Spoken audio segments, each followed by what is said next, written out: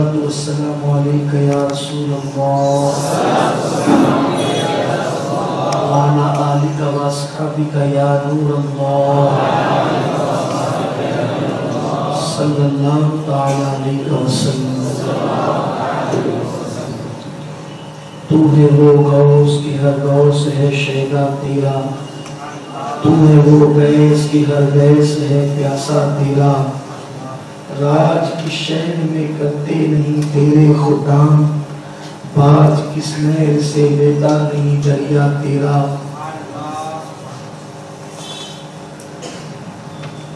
آج حضور رسول اعظم دستگیر کی ایک محفل میں شریک ہو کر کے ہم آ رہے ہیں، اور یہ دوسری محفل ہے الحمدللہ تعالی. میں نے قرآن شریف کی ایک آیت پڑھی. اللہ فرماتا ہے اے ایمان والو اللہ سے ڈرو،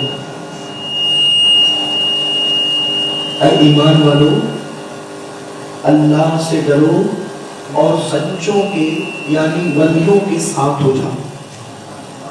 اس پر بہت غور کرنے کی ضرورت ہے کہ اللہ فرماتا ہے ایمان والو.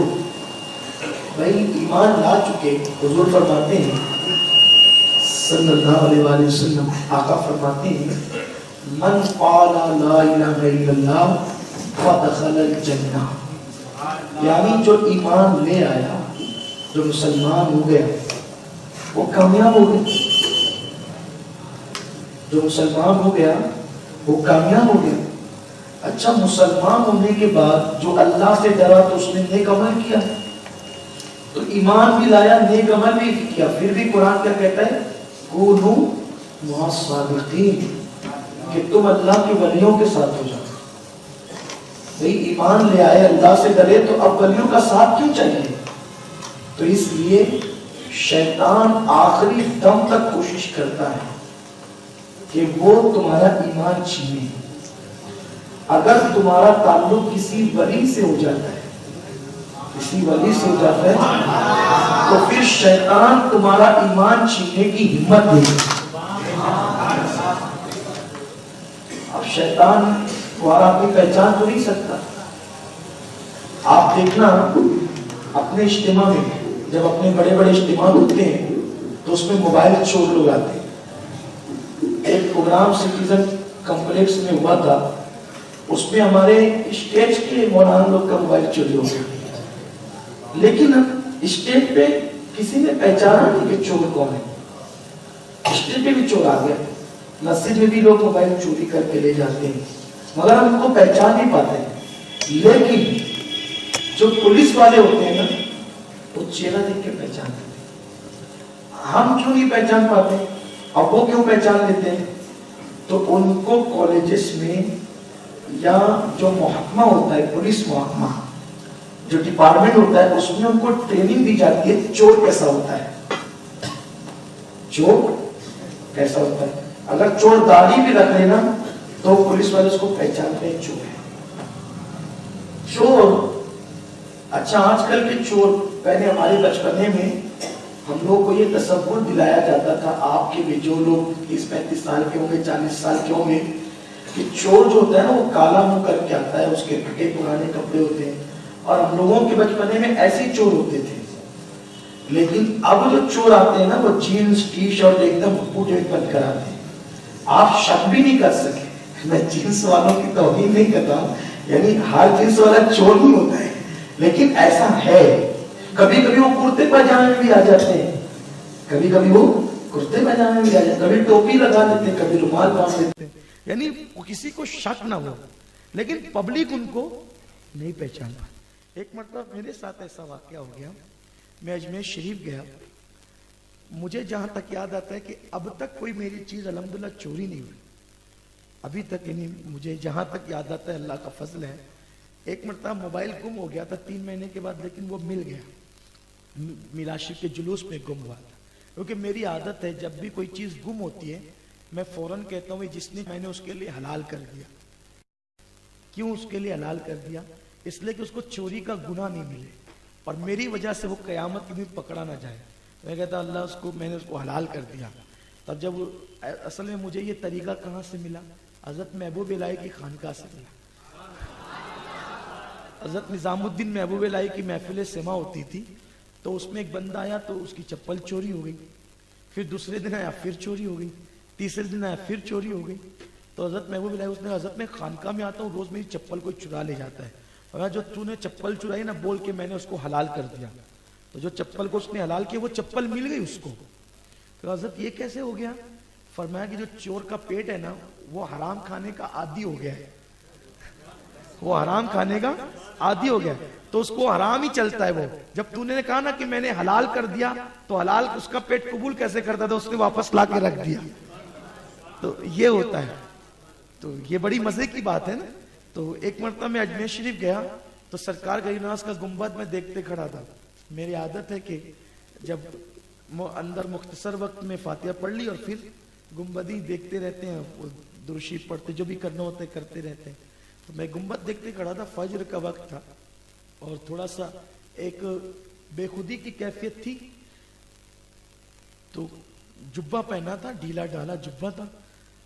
چور نے ایسی جب وہ استادی سے اس نے نکالا مجھے خبر بھی نہیں ہوئی، لیکن جو میرے پیچھے کھڑا تھا اس بندے نے اس کو دیکھ لیا تو اس نے اس کو پکڑ کر مولانا دیکھو اس نے آپ کی جیب سے چوری کیا. تو میں نے اس کو پکڑا، میں نے کہا کہ تو نے چوری کی؟ نہیں اس نے چوری کی. وہ حالانکہ وہ بندے کو میں نے دیکھا وہ ایسا نہیں تھا، وہ مخلص لگتا تھا. میں نے کہا دیکھ پیسے تو تیرے ہاتھ میں ہے نا، غریب نواز کی چوکھٹ ہے، میں تجھے پکڑا دیتا ڈپارٹمنٹ کے پاس، لیکن مجھے اچھا نہیں لگتا کہ ایسے آقا کی چوکھٹ پر میں کسی کے ساتھ جو ہے وہ اس کو پکڑا دوں اور اس کو مصیبت میں ڈال دوں. توبہ کر آئندہ چوری نہیں کرتا. اس کو نصیحت کی. لیکن کہنے کا مطلب یہ سب باتیں کہ آپ چور کو پہچان کبھی نہیں سکتے، ہم اور آپ چور کو نہیں پہچان سکتے، لیکن ڈپارٹمنٹ کے لوگ دیکھیں گے اور پہچان جائیں گے کہ یہ چور ہے. اچھا کبھی بھی پورے شہر میں کہیں بھی چوری ہوگی نا تو مخصوص لوگ کو پکڑتے ہیں اور ان کے پاس پھر وہ سراغ بھی مل جاتا ہے. یہ چیز ایک وہ ہے. تو چور کو وہ چہرے سے پہچانتے ہیں. کیوں؟ ان کی حرکتوں سے پہچانتے. کیوں؟ کیونکہ چور کو پہچاننے کی ٹریننگ ان کو دی جاتی ہے. تو اللہ تبارک و تعالیٰ اپنے ولیوں کے دل پر ایسی توجہ کرتا ہے کہ وہ شیطان کو پہچاننے کی ٹریننگ حاصل کرتے. شیطان کو ہم آپ نہیں پہچان سکتے. شیطان کبھی کتا بن کر آتا ہے، کبھی بلی بن کر آتا ہے، کبھی انسان بن کر آتا ہے. اللہ نے اسے اختیار دیا وہ سب کی شکل بنا سکتا ہے، لیکن وہ رسول اللہ کی شکل نہیں بنا سکتا. ہاں تو کسی بھی شکل میں آئے گا، تو کسی بھی شکل میں آئے گا تو ولی اس کو پہچان لے گا. تو اللہ جو کہتا ہے نا کونوا مع الصادقین کہ تم میرے ولیوں کے ساتھ ہو جاؤ، تو اس لیے کہتا ہے کہ جب تمہارے سر پر ولیوں کا سایہ ہوگا اور شیطان جب تمہیں بہکانے کی کوشش کرے گا تو اس وقت تو ولی اس کو پہچان لیں گے کہ یہ شیطان ہے اور وہ تمہاری رہنمائی کر کے تمہارا ایمان بچا لیں گے. تو اسی وابستہ ہونے کو کہتے ہیں پیر سے مرید ہو جانا. پیر سے مرید ہو جانا. لیکن اب ہر پیر تو ولی نہیں ہوتا، تو وہ شیطان کو کیسے پہچانے گا؟ تو یاد رکھیں ولی ہونے کے لیے کرامت کی ضرورت نہیں ہوتی. اگر پیر سنی سے العقیدہ پابند شرع ہے تو یہ سمجھ لیجئے کہ اللہ تبارک و تعالیٰ اس کا روحانی فیضان تمہیں عطا فرمائے گا. اگر وہ تمہاری مدد نہیں کر سکا تو اس کا پیر تمہاری مدد کرے گا، اور وہ مدد نہیں کر سکا تو اس کا پیر مدد کرے گا. وہ نہیں کر سکا تو پیرانے پیر سے تمہارا تعلق جڑے گا تو وہ مدد کرے گا. ایک مرتبہ کا واقعہ حضرت فخر الدین رازی رحمت اللہ علیہ. یہ فخر الدین رازی کون ہے؟ یہ بہت بڑے عالم ہیں، بہت بڑے مفسر ہیں. ان کی تفسیر کبیر پوری دنیا میں پڑھی اور پڑھائی جاتی ہے. لوگ تفسیروں کا حوالہ دیتے ہیں. جب ان کا انتقال ہونے لگا تو ان کے ماموں حضرت نجم الدین کبرا جو ان کے پیر بھی تھے، یہ وضو کر رہے تھے، ان کے پیر و مرشد. تو وضو کرتے کرتے اچانک لوٹا اٹھا کر کے پھینکا اور غصے میں کہا فخر الدین تو یہ کیوں نہیں کہہ دیتا کہ میں اللہ کو بغیر دلیل کے ایک مانتا ہوں. اللہ کو بغیر دلیل کے ایک مانتا ہوں، یہ کیوں نہیں کہہ دیتا تو مریدوں نے کہا حضور فخر الدین یہاں کا، فخر الدین تو اپنے گھر ہے، اپنی خانقاہ میں ہے، اور آپ نے کس کو لوٹا پھینک کر کے مارا؟ فرمایا فخر الدین کے انتقال کا وقت آیا، شیطان اس کے پاس آ کر کھڑا ہوا اور کہنے لگا کہ اللہ کے ایک ہونے کی دلیل کیا ہے؟ تو فخر الدین نے 360 دلیلیں دی اور شیطان نے ساری دلیلوں کو رد کر دیا۔ قریب تھا کہ فخر الدین لاجواب ہوتا اور کافر ہو کر مرتا، تو میں نے شیطان کو لوٹا پھینک کر کے مارا اور کہا کہ یہ کیوں نہیں کہہ دیتا کہ میں اللہ کو بغیر دلیل کے ایک مانتا ہوں؟ فخر الدین نے اتنا کہا شیطان کو، ہم اللہ کو بغیر دلیل کے ایک مانتے ہیں۔ اتنا سنا شیطان نے اور بھاگ گیا، اور فخر الدین کلمہ پڑھتے پڑھتے دنیا سے گیا۔ یہ تو نجم الدین کبریٰ کی شان ہے، لیکن میرے آقا غوث پاک کی شان کیا ہے؟ حضور غوث الاعظم دستگیر فرماتے ہیں کہ جو میرا مرید ہے، مرید مطلب میرے طریق پہ چلنے والا، مجھ سے محبت کرنے والا، اللہ نے مجھ سے وعدہ کیا ہے کہ میرا مرید توبہ کے بغیر نہیں مرے گا اور اس کا خاتمہ ایمان پر ہوگا۔ اسی لیے اعلیٰ حضرت امام اہل سنت کہتے ہیں رضا کا خاتمہ بالخیر ہوگا اگر تیرا کرم شامل ہے یا غوث۔ اور غوث پاک کو ولیوں میں کیا شان حاصل ہے، اللہ اکبر۔ ایک مرتبہ حضور غوث پاک اصل میں جب خطاب کرتے تھے تو آپ کی محفل میں 70 ہزار لوگ آتے تھے۔ اس دور میں 70 ہزار آنا بہت بڑی بات ہے، اور یہ یعنی کہ یہ اخباری رپورٹ نہیں ہے، یہ سچی رپورٹ ہے، کیونکہ اخبار میں کیا آتا ہے 10 ہزار آتے تو کہتے 1 لاکھ آئے، اب کون گننے جائے گا 1 لاکھ تھے کہ کتنے تھے؟ تو 70 ہزار کا مجمع اس دور، آج سے 900 سال پہلے 70 ہزار کا مجمع کتنی بڑی تعداد تھی۔ تو ایک مرتبہ تو جب 70 ہزار غوث پاک کے یہاں آتے تھے تو دوسرے مولانا لوگ کے یہاں، مولویوں کے یہاں، خطیبوں کے یہاں کوئی نہیں جاتا تھا، تو ان کی محفل آپ سن رہے ہیں توحید نیٹ ورک کی اسلامک آواز، Tawheed network international Islamic YouTube channel. الگ الگ کونے میں بیٹھیں گے اور کھڑے ہو جائیں گے اور پوچھیں گے اس کا مطلب کیا ہے، اس کا مطلب کیا ہے، ان کا امتحان لیں گے۔ وہ آئے کیونکہ آپ کا بیان میدان میں ہوتا تھا، غوث پاک نے سب کو دیکھا ایسے، تو وہ جو سوال لے کر آئے تھے وہ سب بھول گئے اور بیٹھے کے بیٹھے ہی رہ گئے۔ سرکار غوث الاعظم دستگیر نے جب وہ سوال ان کو بلا، صرف نظر ڈالی اور سوال بلا دیا، اور جب سوال بلا دیا پھر جب وہ اب ایک آدمی کوئی چیز یاد کر کے آتا ہے اور ذہن سے نکل جاتی ہے تو کیسے بے چینی ہوتی ہے، آپ کے ساتھ بھی ہوتا ہے نا، ارے وہ فلاں کا نام کیا ہے، وہ اب جب تک نام یاد نہیں آئے گا تو دماغ چکر میں رہے گا، ہے نا، ہم کہاں گئے تھے، وہ بس جب تک وہ یاد نہیں آئے گا تب تک دماغ چکر میں رہے گا۔ تو وہ لوگ لے کر آئے تھے سوال اور بھول گئے سب اور دماغ چکر میں حیران ہے۔ غوث پاک رضی اللہ تعالیٰ عنہ کیا کرتے ہیں، پھر اس کے بعد ان لوگوں کو جب بلا دیا تو پھر جو مسئلہ جو لے کر آیا تھا اس کی طرف دیکھتے ہوئے اس کا ہی جواب دیتے ہیں، پھر دوسرا مسئلہ دیکھتے ہیں اس کی طرف دیکھ کے اس کا جواب دیتے ہیں، تیسری طرف دیکھتے ہیں اس کا جواب دیتے ہیں، حتیٰ کہ سب کے جوابات آپ عطا فرما دیتے ہیں۔ غوث پاک کہتے ہیں لوگوں کے دل میری مٹھی میں اللہ نے کیے، میری مٹھی میں لوگوں کے دل ہیں، اسی لیے میرے دادا مرشد کہتے ہیں حرم تیرا تیرا عجم غوث اعظم، عرب بھی آپ کا ہے، حرم بھی آپ کا ہے، عجم بھی آپ کا ہے۔ غوث پاک جب خطاب کرتے تھے تو عجیب عجیب من چلے آتے تھے اس میں، اور امتحان بھی لیتے تھے غوث پاک کا۔ ایک مرتبہ ایک بہت بڑے بزرگ تھے محدث، وہ بھی آئے، ان کا نام تھا یحییٰ ابن نجاح، یحییٰ نام تھا۔ یہ بہت بڑے محدث تھے اور بہت بڑے شاعر بھی تھے، یحییٰ ابن نجاح۔ یہ یحییٰ ابن نجاح ایک دن آئے اور سوچا یہ غوث پاک تقریر کرتے ہیں لیکن تقریر میں کوئی شعر نہیں پڑھتے، تقریر میں اصل میں تقریر کے درمیان شعر پڑھنا یہ ایک بہت بڑا فن ہوتا ہے مقرر کا، کیونکہ مقرر جو شعر پڑھتا ہے تو ایسے تھوڑی کرتا ہے وہ کہ تقریر کچھ چل رہی ہو شعر کچھ پڑھ دے، اس کا جو مضمون چلتا ہے اس مضمون پر وہ شعر پڑھتا ہے، تو جو لوگ مضمون نہیں سمجھ پاتے اگر شعر پڑھ دو تو پورا مضمون ان کے سمجھ میں آ جاتا ہے، تو اس لیے تقریر کرتے کرتے جو مقرر شعر پڑھتا ہے اس کا بڑا فن ہوتا ہے. تو انہوں نے سوچا یحییٰ ابن نجا نے کہ غوث پاک تقریر میں شعر نہیں پڑھتے اور پڑھتے بھی تو بہت کم پڑھتے ہیں. آج میں ان کا امتحان لوں گا کہ وہ کتنے شعر پڑھ پاتے ہیں, وہ کتنے شعر پڑھ پاتے ہیں. اب پہلے تو تقریر میں شعر پڑھنا کوئی فن یعنی کہ بہت بڑا فن ہے, اور ایسا نہیں کہ آپ نے اس کا اٹھا کے گاؤں کے شعراء کا پڑھ دیا, ایسا نہیں. اب آپ کسی ہلکے پھلکے شاعر کا شعر پڑھیں گے تو آپ کا علمی معیار ہلکا ہوگا نا, لوگ کہیں گے ارے وہ تو شعر میں کوئی وزن ہی نہیں تھا, ہے نا, ایسا ہوتا ہے. تو یہ بھی ایک فن ہے کہ آپ جس کا شعر پڑھیں تو وہ بہت بھاری شاعر ہو, آپ جس کی کتاب کا حوالہ کوٹ کریں وہ بہت بڑا مصنف ہو.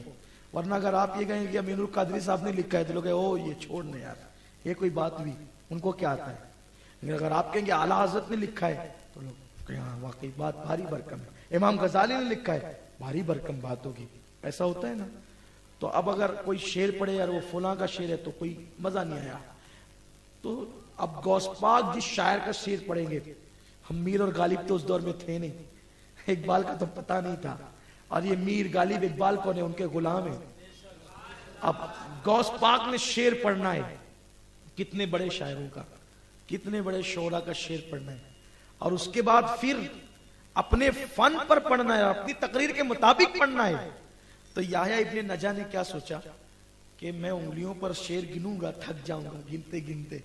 تو ایک کام کرتے ہیں, ڈورا لے کر چلتے ہیں, غوث پاک جتنے شعر پڑھیں گے اتنے گاٹی باندھیں گے, 2 پڑھیں گے 2 گاٹی, پھر بعد میں گھر آ کے کاؤنٹ کریں گے, کیونکہ ڈورا چھپا کے رکھنا ہے, کاؤنٹ کریں گے کہ کتنے شعر پڑھے تھے, پھر ان کی صلاحیت پتہ چلے گی. اور انہوں نے کیا کیا, 70,000 کے مجمع میں سب سے اخیر میں جا کر بیٹھ گئے, ایک دم اینڈ پر.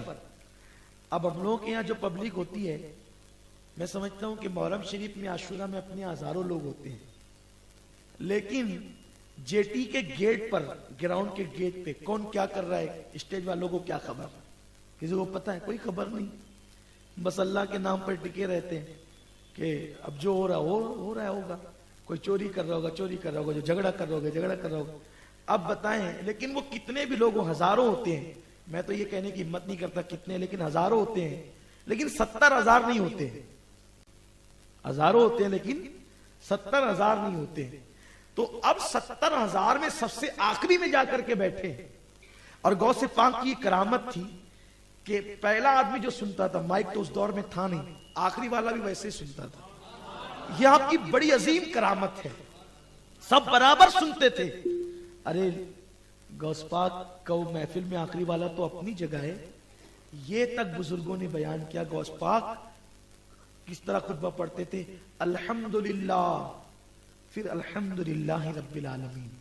یعنی آپ 2 مرتبہ الحمدللہ کہتے تھے, پہلے الحمدللہ الحمدللہ کہہ کے رک جاتے تھے, پھر دوبارہ کہتے تھے الحمدللہ رب العالمین. ایسا کیوں کرتے تھے؟ تو جب آپ پہلی مرتبہ کہتے تھے الحمدللہ تو پوری دنیا میں روئے زمین پہ جہاں جہاں ولی ہوتے تھے وہ سارے کام چھوڑ کر اٹینشن ہو کے بیٹھ جاتے تھے. اب غوث پاک کا خطاب شروع ہو گیا ہے. یعنی جو سامعین ہوتے تھے 70,000 وہ تو اپنی جگہ, پوری دنیا کے ولی, غوث پاک کا خطاب. آج لوگ ٹی وی پہ تقریر کر کے بہت اتراتے ہیں, ہم پوری دنیا میں دیکھے جا رہے ہیں, انٹرنیٹ پہ ہم پوری دنیا میں. ارے تو آج ہے, میرے غوث نے تو اپنے دور میں پوری دنیا میں آواز پہنچایا, اور ایسا غوث اپنا پیر ہے, پیر. غوث پاک کہتے ہیں میرے مرید گھبرانا مت, تو کمزور ہے تو کیا ہوا, تیرا پیر عبد القادر طاقتور ہے. اور غوث پاک کہتے ہیں مصیبت آئے نا تو میرا نام لیا کرو مصیبت میں, اور میرے وسیلے سے دعا کیا کرو, جو میرا نام لے کر دعا کرتا ہے میں ضمانت دیتا ہوں اللہ اس کی مشکلوں کو آسان کر دیتا. تو سرکار غوث پاک کا خطاب جنات بھی سننے آتے, سرکار غوث العظم دستگیر کا خطاب سننے کے لیے کوہ قاف سے لوگ آتے. ایک کوہ قاف کیا ہے؟ یہ ایک زمین کا سرا ہے, اور وہاں پر ولیوں کی میٹنگیں ہوتی ہے, وہاں اولیاء اللہ رہتے ہیں. تو وہاں کے بھی وہ کسی کو نظر نہیں آتے, وہ رجال الغیب جو کہتے ہیں, وہ بھی غوث پاک کا خطاب سننے کے لیے آتے. اور سب سے بڑی بات تو یہ اللہ اکبر. حضرت علامہ شتنفی رحمت اللہ علیہ فرماتے ہیں کہ غوث پاک کے خطاب میں شرکت کے لیے انبیاء کرام تک آتے تھے. انبیاء، معمول انبیاء بھی آتے تھے حوصلہ کے لیے. غوث پاک میں حضور علیہ السلام بھی تشریف لاتے تھے. میں نے ابھی وہ محفل میں ایک روایت پڑھی کہ غوث پاک کی محفل میں ایک مرتبہ حضور علیہ السلام حضرت موسیٰ علیہ السلام کو ساتھ میں لے کر آئے اور کہا موسیٰ دیکھو یہ میرا بیٹا ہے، یہ میرا بیٹا ہے. کیا شان ہے غوث پاک کی، جس پر سب ناز کرتے ہیں اس پر میرے نبی ناز، میرے نبی پہ سب ناز کرتے ہیں اور نبی میرے غوث پہ ناز کرتے ہیں. میرے غوث کی شان کیا ہے؟ ارے ان کا دامن پکڑ لو سب کا دامن مل جائے. ان سے نسبت استوار کرو، ان سے محبت کرو، ان سے پیار کرو، ان سے عقیدت رکھو. اگر گھر میں مصیبتیں ہیں، سحر ہے، جادو ہے، تکلیف ہے، کوئی تکلیف ہو، ہر 11ویں کو فاتحہ کراؤ. فقیر سے گارنٹی لے کر کے جاؤ، نئی تکلیفیں دور ہو جائے پھر بھی مجھے آپ آ کر کے کہیے، میں آپ کو غلامی لکھ دوں گا. اگر اخلاص کے ساتھ آپ کے گھر میں ہر 11 کو فاتحہ ہوئی اور چھٹی میں غریب نواز کے نام سے چھٹی اور 11 لازم پکڑ لو فاتحہ، لیکن دل سے، شیرنی کھانے کی نیت سے نہیں، غوث پاک کو راضی کرنے کے لیے، ان کے نانا جان کو، رسول پاک کو راضی کرنے کے لیے. پھر دیکھو اور بچوں کو لے کر کے بیٹھو اور غوث پاک کے وسیلے سے دعا کرو، ہر مشکل آسان ہوگی، ہر مشکل آسان ہوگی. کیونکہ غوث پاک نے کہا ہے نا میرے نام لے کر کے دعا کرو اللہ تمہاری ہر مشکل آسان کرے گا. اور غوث پاک نے کیا کہا پتہ ہے آپ کو؟ سرکار غوث پاک فرماتے ہیں اگر کسی نے مشکل میں میرا نام لیا سچے دل سے اور اس کی مشکل آسان نہیں ہوئی تو قیامت کے دن وہ میرا دامن پکڑ سکتا ہے کہ میری مشکل، اور ایسا ہو نہیں سکتا. کیوں نہیں ہو سکتا؟ ارے جس نے دین کی مشکل آسان کی. غوث پاک کو محی الدین کہتے ہیں نا. کیوں کہتے ہیں محی الدین؟ اس لیے کہ دین مرنے کے قریب تھا، آپ نے اس کو ہاتھ پکڑ کے سہارا دیا، دین زندہ ہو گیا. اسی دن سے لوگ آپ کو محی الدین کہنے لگے. یہ غوث پاک کی شان ہے. تو غوث پاک کو مصیبت میں یاد کیا کرو. حضرت کسی کا وہ شعر ہے نا کہ بلکہ میرے دادا مرشد حضور مفتی اعظم کا شعر ہے، کہاں ہم نے یا غوث اگسنی تو جس دم، کہاں ہم نے یا غوث اگسنی تو جس دم، ہر آئی مصیبت ٹلی غوث اعظم. ہمارا بھی بیڑا لگا دو کنارے، تمہیں نا خدائی ملی غوث اعظم. جو ڈوبی تھی کشتی وہ دم میں نکالی، تمہیں ایسی قدرت ملی غوث اعظم. لوگوں کسی کی بات مت سنو، ان سے اپنا رشتہ جوڑو. لوگ کہتے ہیں ولیوں سے کیا ملتا ہے؟ ارے جڑ کے دیکھ کیا ملتا ہے. کوئی کہے آم کھانے سے کیا ملتا ہے؟ ارے آم کی لذت تو چکھ، پھر پتا چلے گا کہ آم کھانے سے کیا ملتا ہے. اس کی لذت تجھے، اس کا ٹیسٹ پتا چلے گا تو پتا چلے گا کیسا لذیذ ہوتا ہے. تو ولیوں کی محبت کی برکتیں کب ملے گی؟ جب تم ان سے جڑو. جڑنے کا یہ مطلب نہیں کہ بس یوں ہی نام لے لیا، نہیں، بلکہ بزرگوں نے تو یہاں تک فرمایا جو غوث پاک کا نام ناپاکی میں لیتا ہے ابھی بھی اس کو نقصان ہوتا ہے. ناپاکی میں بزرگوں نے فرمایا، جب ہمارے یہاں مجلسیں پڑھی جاتی، یہ غوث پاک کی محبت ہم لوگوں کو جو ہے وہ مدرسوں سے اور مولانا لوگ اور کسی کا پیر صاحب لوگ کا واعظ سن کر کے نہیں ملی. ہمارے گھر میں برسوں سے غوث پاک کی 11 دن کی مجلس پڑھی جاتی تھی. تو میری دادی مرحومہ وہ مجلس پڑھتے تھے اور وہ مجلس پڑھ کر اس پہ غوث پاک کی زندگی بیان کرتے تھے، اس پہ تقریر کرتے تھے، سمجھاتے تھے. قاری صاحب بھی آتے تھے. اس میں ہمارا بچپنا تھا. تو ہم کو بچپنے سے غوث پاک کی محبت پلائی گئی ہے. غوث پاک رضی اللہ تعالیٰ کی محبت ہمارے گھر کے لوگوں نے ہمارے دلوں میں ڈالا ہے. اور اب وہ جیسے جیسے علم کے قریب ہوتے جائے ویسے ویسے بڑھتی چلی گئی. تو اس مجلس میں جو 11 مجلس ہے نا، اس میں لکھا ہوا ہے کہ پہلے جو غوث پاک کا نام ناپاکی میں لیتا تھا وہ مر جاتا تھا. حضور علیہ السلام نے کہا عبد القادر میری امت پر رحم کرو، ایسا مت کرو. تو غوث پاک نے کہا کہ ٹھیک ہے نانا جان آپ فرماتے ہیں، تو اب میرا نام ناپاکی میں لینے والا مرے گا نہیں، لیکن اس کو نقصان ضرور پہنچے گا.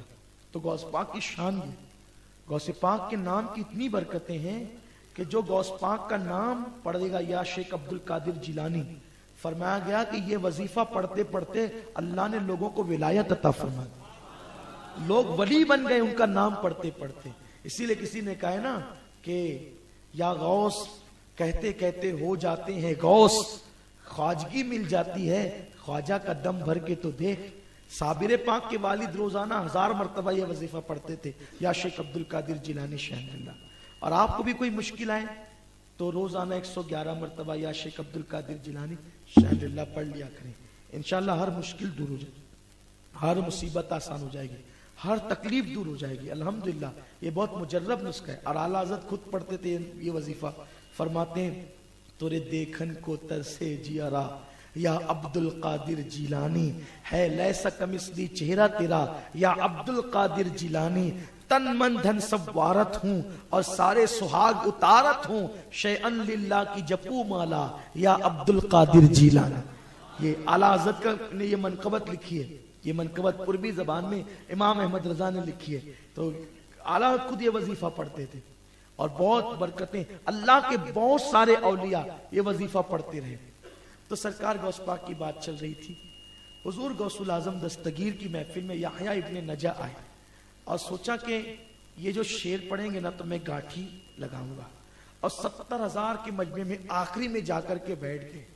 اب آخری میں بیٹھے تو غوث پاک نے اس دن ہر 2 جملوں پہ شعر پڑھنا شروع کیا، ہر جملوں پہ 2 جملوں پہ ایک شعر، اور وہی ایسا شاعر کا شعر یحییٰ ابن نجا نے کبھی یہ شعر سنے ہی نہیں تھے۔ ایک شعر سنا، چپے سے گاٹھی ماری، دوسرا پھر گاٹھی ماری، تیسرا گاٹھی مارتے رہے۔ غوث پاک بیٹھے بیٹھے منبر پہ کھڑے ہو گئے، اور 70,000 کا مجمع ایک دم آخری میں ہوا، او یحییٰ میں گاٹھی کھولتا جاتا ہوں تو گاٹھی باندھتا جاتا ہے، کتنی گاٹھی باندھے گا؟ یہ سننا تھا کیونکہ ڈورا 70,000 کا مجمع انہوں نے چھپا رکھا تھا۔ دوڑتے ہوئے آئے اور قدم پکڑ لی، حضور مجھے معاف کر دیجئے، میں تو آپ کو کچھ اور سمجھتا تھا، آپ کی شان ہی کچھ اور ہے۔ اسی لیے اعلیٰ حضرت فرماتے ہیں سکر کے جوش میں جو ہے وہ تجھے کیا جانے، جس کی عقل کام کرنا بند کر دی وہ تجھے کیا جان سکے، سکر کے جوش میں جو ہے وہ تجھے کیا جانے، خضر کے ہوش سے پوچھے کوئی رتبہ تیرا، خضر کے ہوش سے پوچھے، خضر کے ہوش سے پوچھے کوئی رتبہ تیرا۔ اگر ان کا مرتبہ پوچھنا ہے کوئی خضر علیہ السلام سے پوچھے۔ خضر علیہ السلام ایک مرتبہ جا رہے تھے، کسی نے پوچھا غوث پاک کا کیا مرتبہ ہے، تو خضر علیہ السلام کہتے ہیں اللہ تعالیٰ نے کسی امت میں اور امت محمدیہ میں عبد القادر جیلانی جیسا کوئی ولی پیدا ہی نہیں کیا۔ دیکھا جبریل کہتے ہیں یا رسول اللہ میں نے مشرق دیکھا، مغرب دیکھا، شمال دیکھا، جنوب دیکھا، لیکن میں نے کسی کو آپ کی جیسا نہیں دیکھا۔ یہ رسول پاک کے لیے جبریل کہتے ہیں اور غوث پاک کے لیے خضر کہتے ہیں، کسی امت میں ایسا ولی غوث پاک جیسا پیدا نہیں ہوا۔ سرکار غوث پاک کہتے ہیں اللہ نے مجھے وہ مرتبہ دیا ہے کہ جب میں بھوکا ہوتا ہوں تو مجھ سے کہتا ہے عبد القادر تجھے میری قسمیں کھا لے، جب میں پیاسا ہوتا ہوں تو کہتا ہے عبد القادر تجھے میری قسمیں پی لے، اور جب میں نئے کپڑے نہیں پہننے کا چاہتا ہوں تو مجھے کہتا ہے تجھے میری قسمیں نئے کپڑے پہن، تو تب میں اللہ کے قسم دینے پر یہ کام کرتا ہوں۔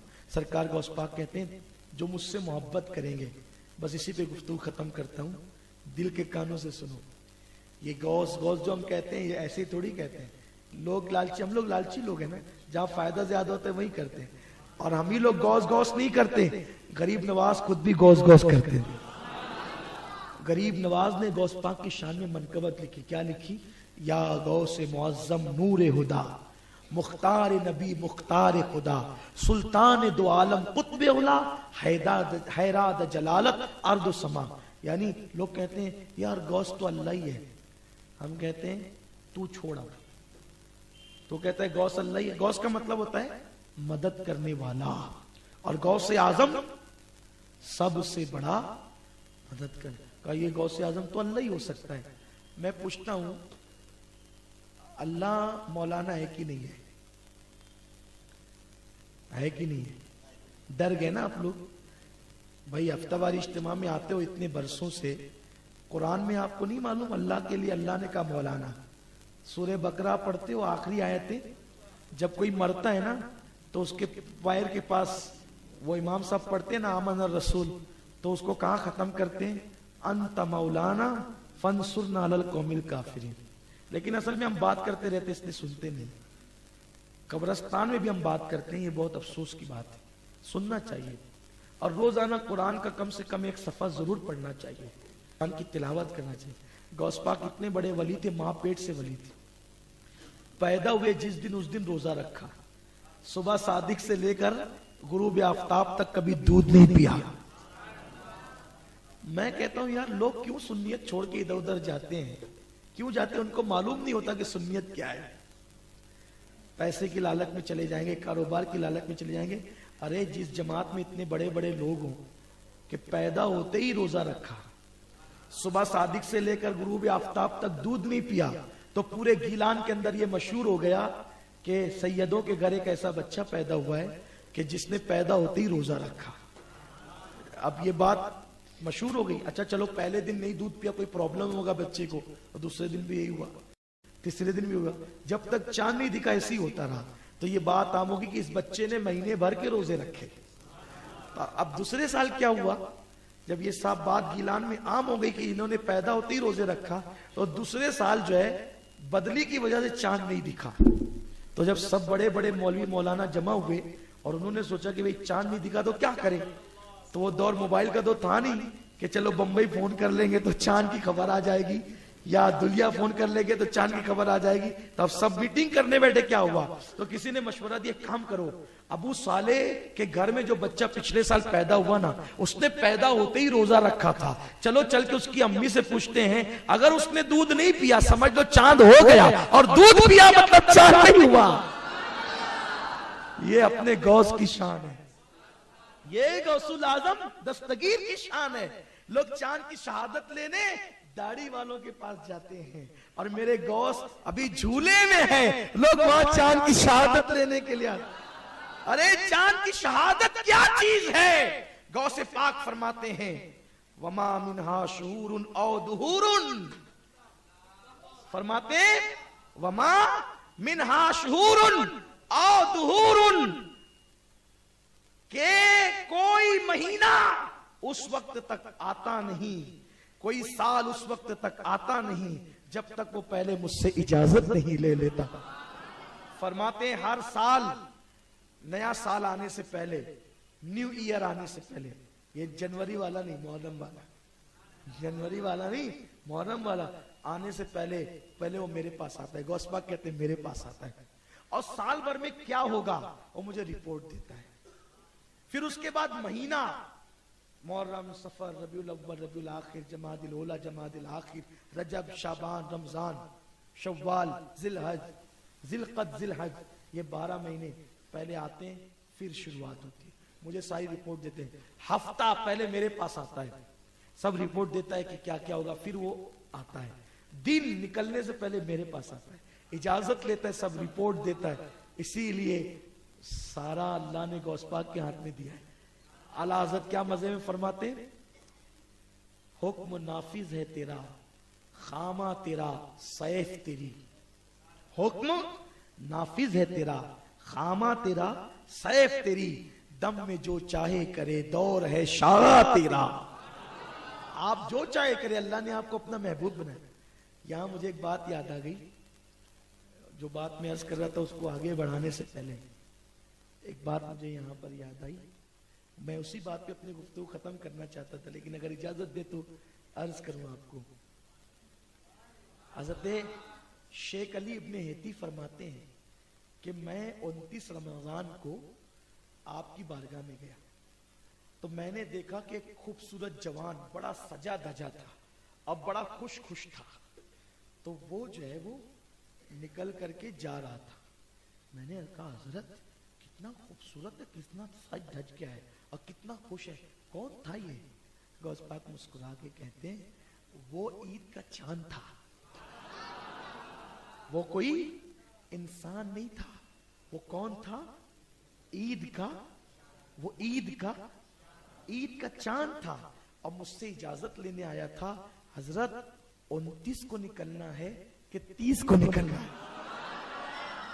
اگر آپ کہیں گے تو ہم 29 کو آ جائیں گے، اور آپ کہیں گے تو ہم 30 کو آئیں گے۔ اللہ نے آپ کی اجازت پر موقوف رکھا ہے کہ جو میرا عبد القادر کہے تو نے وہی کرنا ہے۔ دیکھا میرے غوث کی کیا شان ہے، غوث الاعظم دستگیر کا کیا مقام ہے، کیا مرتبہ ان کا، ہم ان کی کیا شان بیان کر سکتے ہیں۔ تو لوگوں سرکار غوث پاک سے اپنی نسبت کو مضبوط کرو، جب بھی کوئی مشکل آئے، مصیبت آئے، ان کو پکارو۔ غوث پاک کہتے ہیں جو مشکل نے مجھے پکارے گا، آپ فرماتے ہیں میرے مرید کو اگر ٹھوکر لگے گی اور وہ گرنے لگے گا اور وہ میرا سچا مرید ہے، یعنی میرا چاہنے والا ہے، مجھ سے محبت کرنے والا ہے، تو میں اس کا ہاتھ پکڑ کر اس کو گرنے سے بچا لیا کرتا۔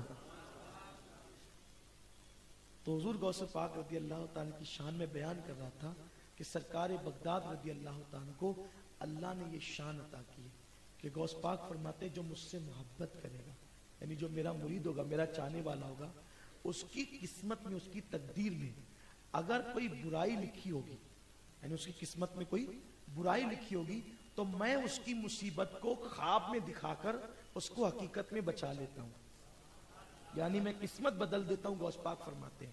اس سلسلے میں بس وہ واقعہ کر کے اپنی گفتگو کو تمام کرتا ہوں، اپنی گفتگو ختم کرتا ہوں کہ حضور غوث الاعظم دستگیر کا ایک مرید تھا، اور اس نے خواب دیکھا کہ اس نے ایک رات میں الگ الگ 100 عورتوں سے زنا کیا، الگ الگ 100 عورتوں سے زنا کیا، اور جب وہ بیدار ہوا تو چونکہ خواب میں جو اس نے زنا کیا تھا اس کا اثر اس کے کپڑوں پر موجود تھا۔ میں حیا کے پردے میں عرض کرتا ہوں کہ خواب میں اس پر جو اس نے کیا تھا اس کا اثر تھا، تو وہ اٹھا، غسل کیا، اور فجر کی نماز میں وہ قادریہ مسجد میں آیا۔ ابھی بھی سرکار غوث پاک کی مسجد قادریہ مسجد موجود ہے، الحمدللہ مجھے اس میں نمازیں پڑھنے کا شرف حاصل ہے، الحمدللہ سرکار میرے غوث کا کرم ہے۔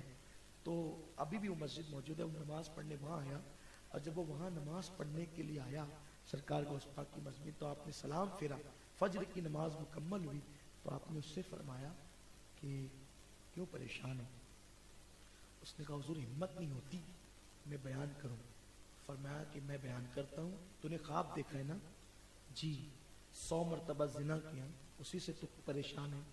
تیری قسمت میں اللہ نے یہ بات لکھی تھی کہ تو 100 عورتوں سے زنا کرے گا۔ جب میں تیری تقدیر پڑھ رہا تھا تو میں نے دیکھا، کیونکہ غوث پاک کہتے ہیں میرے جو مرید ہیں میں سب کو پہچانتا ہوں، ان کی تقدیر میں کیا لکھا ہے وہ بھی میں جانتا ہوں۔ تو غوث پاک فرماتے میں تیری تقدیر پڑھ رہا تھا تو تقدیر پڑھتے پڑھتے میں نے دیکھا کہ تو 100 بار زنا کرے گا، تو 100 بار زنا کرے گا تو تو جائے گا جہنم میں۔ جو ایک بار زنا کرے اور توبہ نہ کرے تو اس کا انجام جہنم ہے، کیونکہ آقا نے فرمایا زانی جنت میں نہیں جا سکتا جب تک وہ سچی توبہ نہ کر لے۔ زانی کا بڑا برا انجام ہے۔ زانی ایک بار زنا کرتا ہے اور غسل کرتا ہے تو اس کے بدن سے جتنے قطرے ٹپکتے ہیں ہر قطرے سے شیاطین پیدا ہوتے ہیں، اور وہ شیاطین گناہ کرتے رہیں گے قیامت تک، اور وہ سارے شیاطین کے گناہ کی سزا اس کو ملے گی جس کے زنا سے وہ شیاطین پیدا ہو۔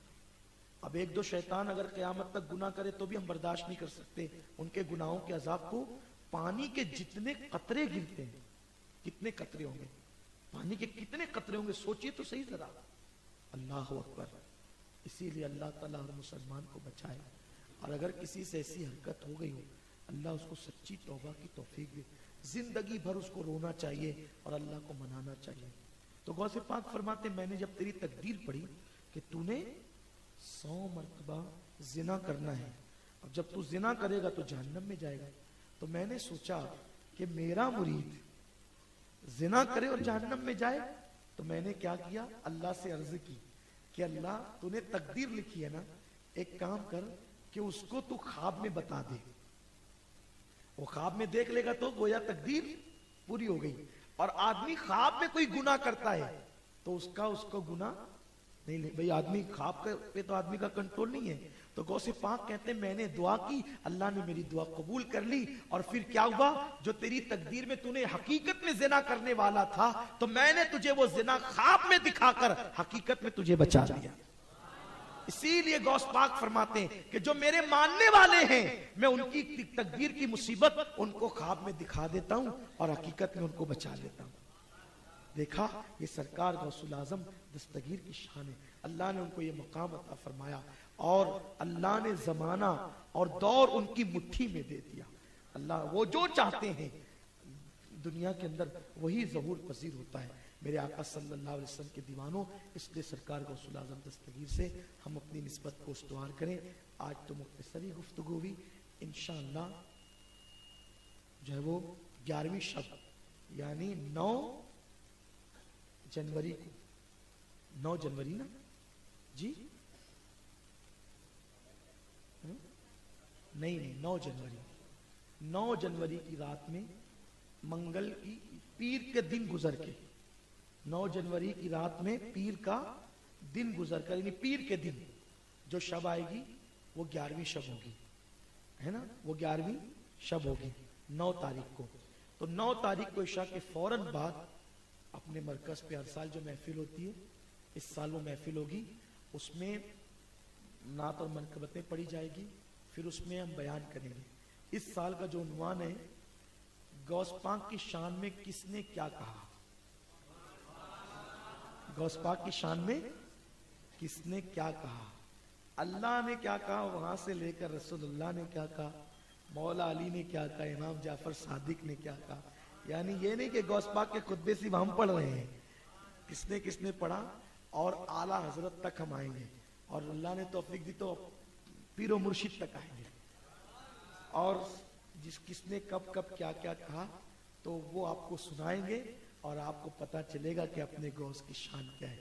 اسی لیے بیان کرتے ہیں, ان کی یہ شان اپنے کیا بیان کر سکتے ہیں کہ ہمارے نوجوان سنیں گے تو ان کے دل کے اندر محبت پیدا ہوگی, اور یہ غوث پاک سے جڑیں گے تو ان کے اندر ایک مضبوطی آئے گی اور ان کے اندر ایک پیار کا جذبہ پیدا ہوگا, اور غوث پاک سے جڑ گئے نا پھر ٹینشن ختم, دنیا میں بھی کامیاب اور آخرت میں بھی کامیاب. تو یہ عنوان ہوگا, لیکن عشاء کے فوراً بعد محفل شروع ہو جائے گی اور 11 بجے ختم, کیونکہ مرکزی اجتماع نہیں رہے گا, وہ محفل رہے گی. تو اور پھر توشہ شریف کی فاتحہ ہوگی. توشہ مبارکہ کی فضیلت یہ ہے کہ توشہ شریف کی نیاز, ایک بزرگ فرماتے, صوفی بزرگ, توشہ شریف کی نیاز کو بے وضو بھی نہیں کھا سکتے, اور جس نیت کر کے آپ کھائیں گے تو اللہ وہ آپ کی مراد پوری فرمائے گا. ایک مرتبہ توشہ شریف کی فاتحہ ہوئی اور ایک کوا وہ نیاز کو لے کر کے اڑا اور اس کے منہ سے وہ نیاز چھوٹ گئی اور ایک قبر پہ گری, قبر پہ عذاب ہو رہا تھا. اللہ تبارک و تعالیٰ نے اس قبر سے عذاب کو اٹھانے, چونکہ یہ صوفیاء کرام کہتے ہیں اور یہ سینہ بسینہ یہ روایتیں چلی آتی ہیں, تو اس کو عام طور پہ لوگ مانے نہیں مانے اپنی مرضی کی بات ہے, لیکن یہ ہے. اور ہمارے تو آنکھوں دیکھا حال ہے, ہمارے آنکھوں دیکھا حال ہے کہ ہر سال جو توشہ مبارکہ کی نیاز بڑی 11ویں شریف میں ہوتی ہے, اس کے ساتھ پھول گلاب کے ہوتے ہیں, اس پہ فاتحہ ہوتی ہے, اور وہ گلاب کے پھول اور وہ توشے کی نیاز کئی لڑکیوں کو دیے, رشتے نہیں آتے تھے, سال آنے سے پہلے ان کی شادیاں ہوئی, کئی لوگوں نے لے کر کے گئے, اولاد نہیں تھی, 5 سال ہو گئے اولاد نہیں تھی, 3 سال ہو گئے, 8 سال ہو گئے اولاد نہیں تھی, لے کے گئے, اللہ تعالیٰ نے ان کو اولاد عطا فرمائی. اصل میں بات عقیدت کی ہے, دل کی ہے, دل جیسا ہوگا عقیدت جیسی ہوگی ویسی برکتیں ملے گی, اور اللہ تبارک و تعالیٰ ویسی نعمتوں سے جو ہے وہ نوازے گا. بڑی فضیلتیں, بڑی